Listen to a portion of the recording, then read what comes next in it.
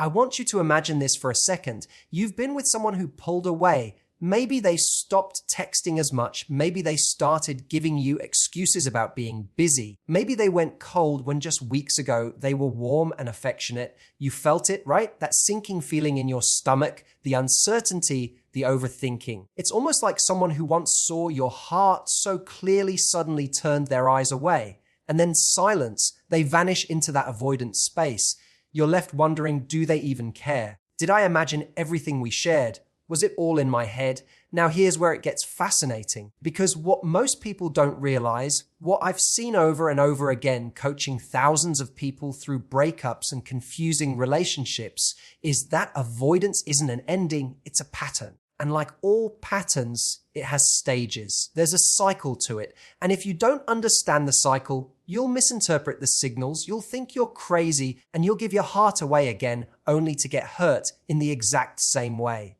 One of my favorite lines from Maya Angelou is, when someone shows you who they are, believe them the first time. But here's the tricky part. Avoidant partners often show you two versions of themselves. The version that's magnetic, loving, intoxicating, and then the version that withdraws, builds walls, and creates distance. And when they start to come back, it can feel like hope. It can feel like redemption. But if you don't see it clearly, it can also be a trap. I remember coaching someone who told me, Matthew, the hardest part wasn't when he left, it was when he came back. Because every fiber of my body wanted to believe that his return meant change. That's the cruelest paradox of the avoidance cycle. Their return often reactivates your love, your desire, your attachment, without them having actually done the work to sustain connection.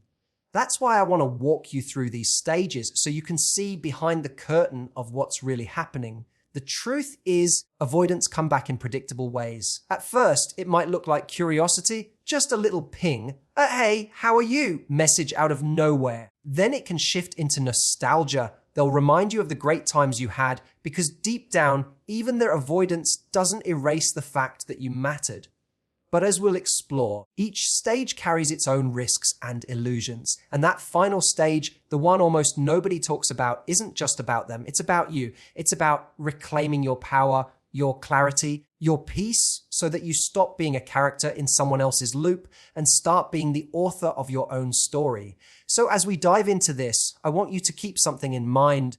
Their coming back is not the signal of your worth. Your worth isn't validated by their return. It's revealed by your ability to see the pattern, step outside of it, and choose from a place of strength, not fear. Because when you do, you don't just break free from the avoidance cycle, you break free into a love that is actually secure, stable, and real. The first stage is subtle, almost deceptively so. It's what I call the ping. And it usually comes when you've started to get used to the silence. Maybe you've even begun piecing your life back together, going on with your days, telling yourself, okay, maybe I need to move on. And then, out of nowhere, you see it. A text on your phone, hey, how have you been? Or maybe it's not even words. Maybe it's just a reaction to your Instagram story, a late night like on an old photo, or that little scene. Notification that reminds you they're still watching. This ping is rarely about commitment. It's not about love in its truest, courageous sense. It's about testing the waters, checking if the door is still open. It reminds me of something Esther Perel once said, "We use technology to connect, but we're often just using it to manage anxiety." An avoidant who reaches out like this is often soothing their own fear of loss, not truly offering reconnection. Think about it like this. They've been distant, they've pulled away, but absence has its own weight. It stirs curiosity. It makes them wonder if you've moved on, if you're still there. That single "hey" isn't really about you. It's about their own discomfort with the emptiness they've created. I once coached a woman named Claire who had been broken up with for 6 months. One evening, she got a message from her ex at 11:47 p.m. It just said, "Hey, you up?" And she told me, Matthew, my heart leaped out of my chest when I saw it. I wanted to believe it meant everything I had been waiting for. But here's the danger. A ping is easy. It costs them nothing. It's breadcrumbs, not a meal. And if you treat it like proof of love, you'll find yourself running back into the same cycle of hope and disappointment. This stage is important because it reveals something powerful about human behavior. People often confuse effortless gestures with genuine effort. The initial reach out might feel validating in the moment, but unless it's followed by consistent action, it's just a spark without fire. As the writer George Bernard Shaw once said, the liar's punishment is not in the least that he is not believed, but that he cannot believe anyone else. In the same way, the avoidant's punishment is that they cannot truly believe in intimacy while still hiding behind distance. So when you receive that ping, I want you to pause. Breathe. Don't let your nervous system mistake contact for commitment, because this stage is not about what they're offering, it's about what you're willing to accept. After the initial ping, if you respond, you'll often find the conversation drifting into memories. This is the nostalgia hook. Suddenly, they're not just saying, "Hey, how are you?" They're reminding you of that trip you took together, that inside joke only the two of you share, that restaurant where you had your first date. And for a moment, it's intoxicating, because nostalgia doesn't just remind us of the past, it makes us feel the past, it awakens the warmth, the laughter, the intimacy, and it tricks the heart into believing we've stepped back into what once was. But here's the catch: nostalgia is not the same as progress. As Brené Brown says, we're wired for story, and the avoidant knows this, consciously or unconsciously. By invoking the old story, they bypass the harder question, what about now? What's different today? I remember working with a client, David, whose ex resurfaced months after disappearing. She messaged him out of the blue. I drove past that coffee shop we used to go to. It made me smile thinking of you. He told me that his chest tightened, his eyes welled up, because that one sentence transported him back to Sunday mornings with her, laughing over lats. But here's what I asked him. Does her memory of the coffee shop mean she's ready to show up consistently today? Or does it just mean she had a moment of loneliness? He paused and then admitted, probably the second one. See, the nostalgia hook plays a dangerous game with our psychology. It doesn't present evidence of change, it reactivates longing. It blurs the line between what was and what is. And if we're not careful, we start confusing sentimentality with commitment. As the philosopher Søren Kierkegaard once said, life can only be understood backwards, but it must be lived forwards. That's the exact trap nostalgia sets. It makes you look backwards for answers when your real power lies in how you live going forward.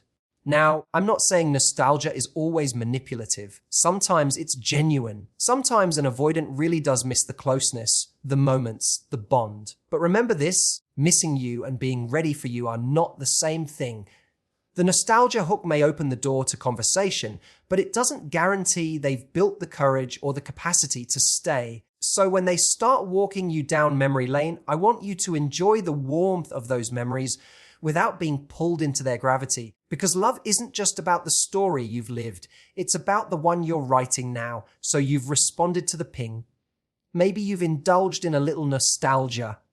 And now, the avoidant begins the testing waters phase. This is where they probe, not with deep love, not with a declaration of change, but with small, calculated moves to see just how open you are to them. It might be a casual, we should catch up sometime without ever setting a date, or they'll flirt lightly, compliment you, even drop hints of attraction, but never follow through with clear intention. This stage is a lot like dangling a carrot in front of a horse. They want to know, are you still interested? Would you still say yes if I knocked on your door again? But here's the truth, they don't want to pay the price of real vulnerability yet. They want the reassurance of your availability without the responsibility of your heart. I remember a client named Julia who went through this exact thing. Her ex would send her playful messages. Remember how you always beat me at Mario Kart? I still want a rematch. But whenever she suggested actually meeting up, he dodged. He wasn't looking for reconnection, he was looking for reassurance. He wanted to know that the light was still on in her world for him, even if he had no plans to walk fully back inside. And here's where many people fall into the trap. They mistake these little tests for progress. They think, well, at least he's talking to me. At least she's laughing with me again. That must mean something.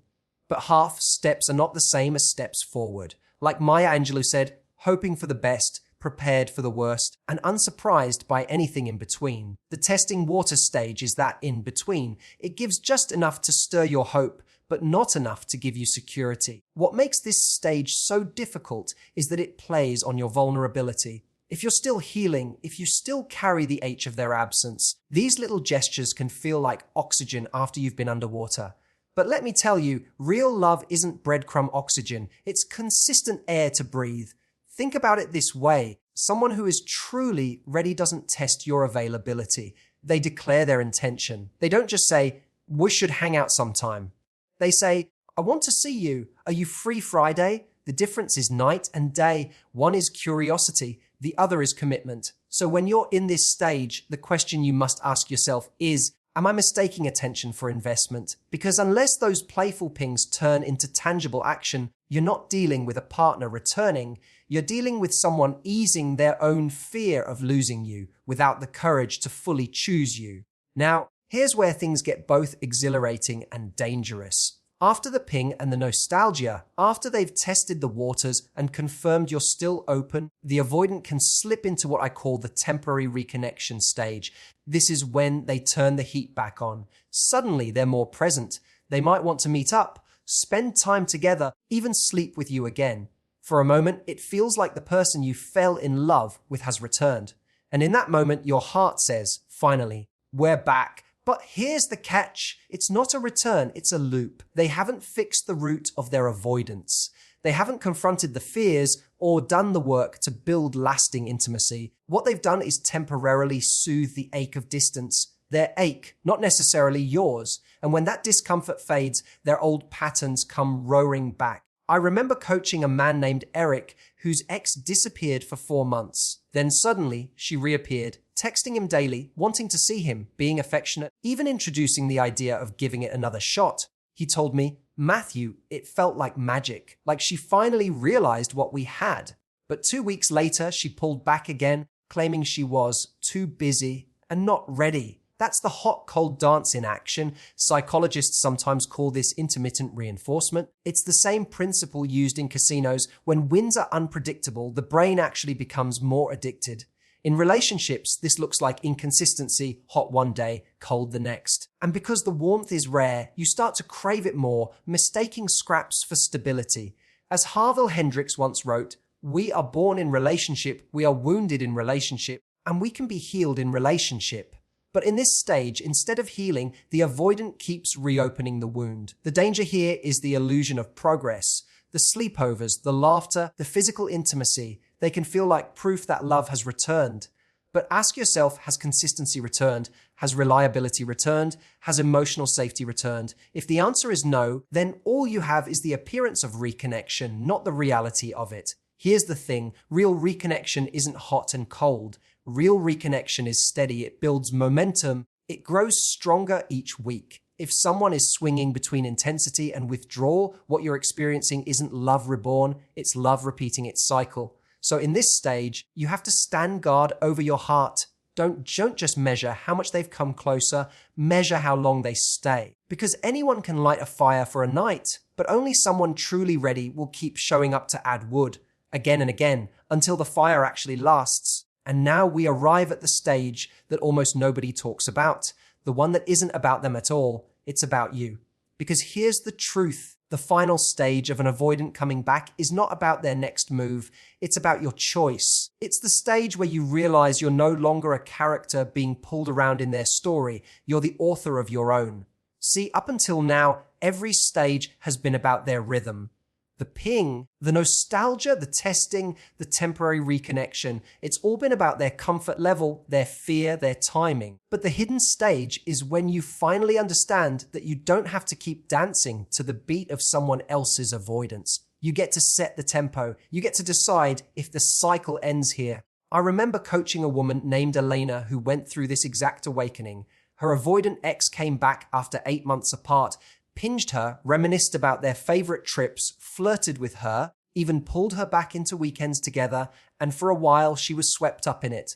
But one night she told me she lay awake thinking, every time he leaves, I lose myself. And every time he comes back, I hope he'll save me, but maybe the real power is me saving myself. That moment, right there, that's the hidden stage. As Viktor Frankl wrote in Man's Search for Meaning, between stimulus and response there is a space. In that space is our power to choose our response. In our response lies our growth and our freedom. That's what stage 5 is about, finding the space between their return and your reaction. Instead of rushing back into old patterns, you step into clarity. You ask, Are they truly showing consistency? Have they earned trust again? Or am I just reliving the same loop because I'm afraid of letting go? The most profound truth here is that closure doesn't always come from their apology, their change, or their return. Sometimes closure comes from you deciding, I deserve more than breadcrumbs. I deserve someone who doesn't just leave and circle back, but someone who chooses me every day.